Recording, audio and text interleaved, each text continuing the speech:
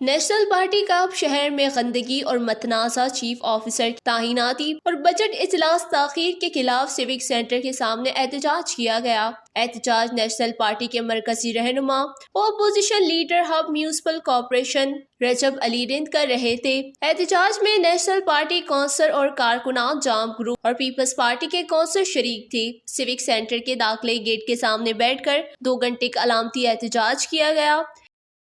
آج کا جو ہمارا احتجاج تھا وہ یہی تھا، وہ بیسکلی اس کی کنٹینیو تھی۔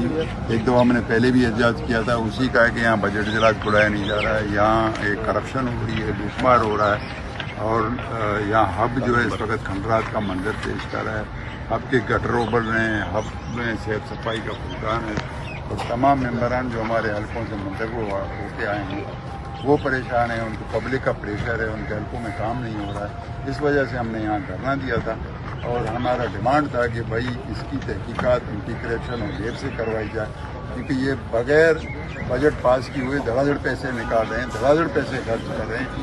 3 کا ایک ٹولہ یہاں بنا ہوا ہے، ایک چیف آفیسر ہے، ایک چیئرمین ہے اور ایک ایس ڈی ہے۔ ان تینوں نے یہاں جو ہے لوٹ مار کا بازار گرم کیا ہوا ہے۔ کوئی ان کا طریقہ کار نہیں ہے، کوئی قانون نہیں ہے، کوئی مطلب ایک پیسے نکالنے کا ایک ترتیب ہوتا ہے، لیکن یہ دھڑا دھڑ نکال رہے ہیں، کوئی ان کو پوچھ نہیں رہا ہے۔ تو اسی لیے ہمارا دھرنا تھا۔ اے ڈی سی صاحب نے کہا ہے، ہم نے ان کو 1 ہفتے کا ٹائم بھی دیا ہے کہ بھائی 1 ہفتے کے اندر اندر یہ معاملات حل کریں، ادروائز نہیں تو پھر ہم سیوک سینٹر کو جام کریں گے۔ اس موقع پر نیشنل پارٹی کے رہنما اپوزیشن لیڈر نے کہا کہ اب شہر کنڈرات کا شکل اختیار کر گیا، شہر میں گندگی ہی گندگی ہے، سیوریج ہر طرف ابل رہا ہے، شہریوں کو شدید پریشانی کا سامنا ہے، جبکہ میونسپل کارپوریشن کے چیئرمین ہب شہر کی صفائی کے حوالے سے کوئی اقدامات نہیں اٹھا رہا۔ ہمارا شہر کے لیے احتجاج جاری رہے گا۔